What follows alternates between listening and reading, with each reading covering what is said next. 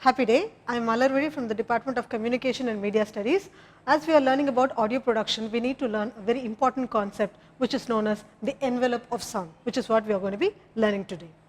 So, the envelope of sound comprises of three different parts or three different components called the attack, the decay and the sustain. So, all these three together is collectively known as the envelope of sound. So, what is this envelope of sound? Let us see what that is. So, envelope of sound is actually a structure. It's because sound travels in transverse waves. It travels with a crest and a trough. Every sound wave with every musical instrument has a certain attack, a sustain and a decay. Let us see what they are. So, an attack is actually the initial part of the sound wave where the amplitude reaches to the maximum or reaches to the peak. That is what we called as an attack. Once we press the keys of a piano or once we pull the string of a guitar, in any musical instrument, when we do the key, when we press the key, there is a sound wave that is generated and it reaches the peak or the maximum amplitude or the maximum volume. That point where the peak is attained, that point to which the sound wave travels to attain the peak is called as the attack. There are two different types of attack. You have a fast attack and a slow attack as well. And after the wave reaches the peak or the attack position, from there it starts decaying or the note starts decreasing in the amplitude or the volume. That decay or the slowing down or the tapering down of the sound wave is generally referred to as the decay. And once it reaches a certain point, it sustains for a few seconds and then it starts fading down to 0 or to silence. That portion is called as a sustain, where the level of the sound is maintained at an even pace. Now, let us see what each one of that is.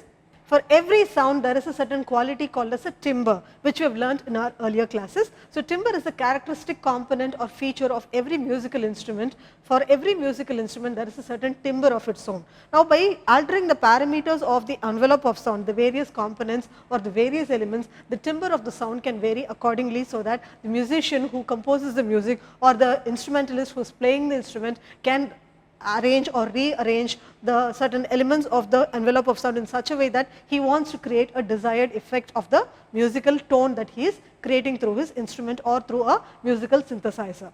Now, in the envelope of sound, as I told you, there are three different components: the attack, the sustain and the decay. The attack position is where the sound starts from 0 and reaches to the maximum volume or the maximum amplitude. This is called as a peak. This position is called as a peak, and this traveling of the sound wave from 0 to attaining the peak is called as the attack. From the attack position or the peak position, it starts decreasing or it starts lowering down and then maintaining a certain state of common or an even sound. That is called as the sustain position.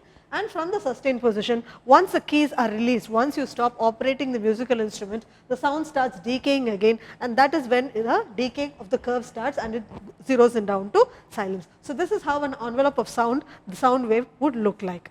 The fast attack and the slow attack are the two types of attack which we normally find in the sound waves. For example, in fast attack, you find that the peak position is attained very quickly. The peak is positioned very closer to the point of the source of the attack sound or the beginning of the sound. That is when we call it as a fast attack. For example, when you fire a gun, the attack position is so fast that you hear the highest volume of the gunshot very immediately. There is not much of a time that is left from 0 to the highest or the peak position.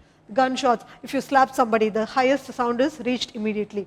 Also door slams, when you slam a door, you find that there is a fast attack, which means that the highest volume or the highest amplitude or the peak sound is heard immediately after the source sound is released.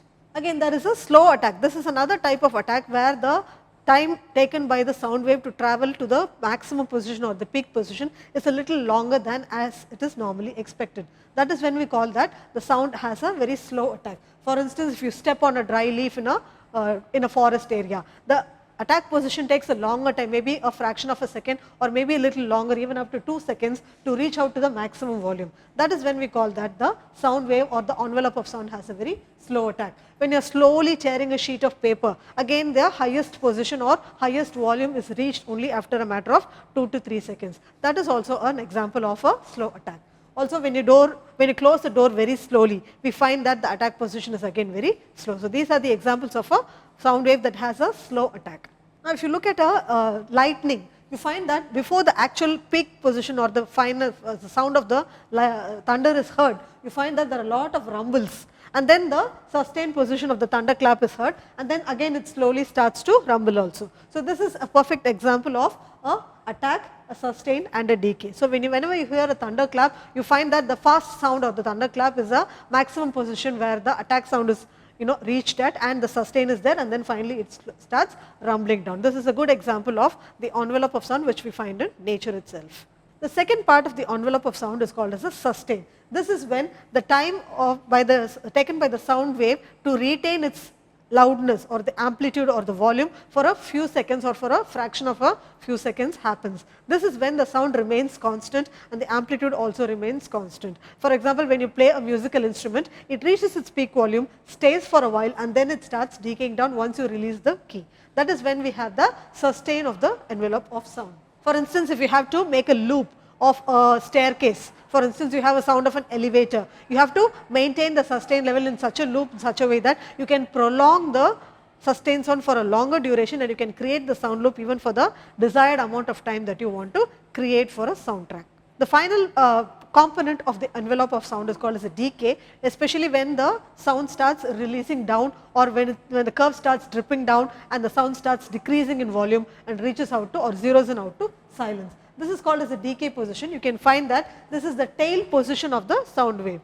So the head position of the sound wave is when the sound wave reaches the attack position and retains at the sustain position. Finally, the tail of the sound wave is when the sound starts decaying and goes into 0. This is the tail position, and this is when the decay starts. Every musical note will have a decay position as well, because it can't stay in the air for longer time. So it starts decaying. Especially in indoors, you can find that the decay is very little, it starts decaying down fast, but if you make the sound in outdoors, it takes a longer time for the decay, because it has to go hit an object and then reflect back to the source. So it takes a longer time to decay in outdoors, whereas in indoors the decay time is generally very short.